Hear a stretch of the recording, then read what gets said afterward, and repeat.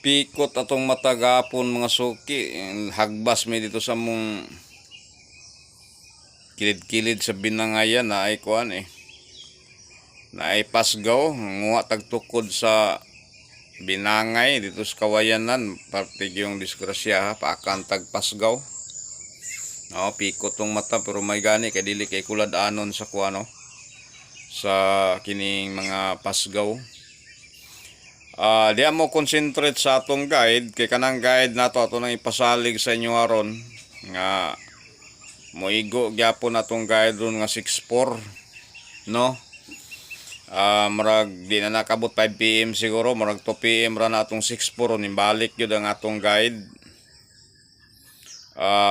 Parisin ninyo na ron kay labo lagi kay mag-uban ang atong pusti ug ending.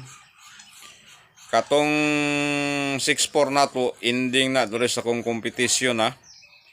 Ending niya, ang inyo dia pamusti na lang. Pero itonol gyapon nato ang atong pamusti mga suki. Ngano man, kay katong mga walay kompetisyon diyan na may na lang gyud nga alalay-alalay nila ni atong pamusti kay wa mamoy kompetisyon. Pero ang gwapo man gud mga suki, kanang manghiring mo kanang naay mga silingan nyo diya nga naay pamaris sa atong guide ba kining atong guide tagsara matagak para gapon ang atong guide gapon is 6-4. Pusti to atong gitunol gapon di 5 PM result is 0-6-0. Bullseye gyud ang atong pusti nga 6-4 gapon. Karon asa kadali lang ha kay nag-vlog pa ko ato lang nay bisita mga suki ato sang kuno na di mo concentrate sa tong 6-4 nga ending ron.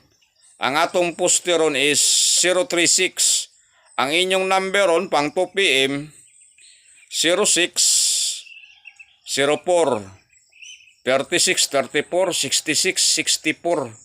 Mo na number na to ron pang 2 PM, 5 PM, 9 PM. Kung di mo igo siya og 2 PM, abot mo 5 PM. Pag di mo bulsay 5 PM, abot yung 9 PM.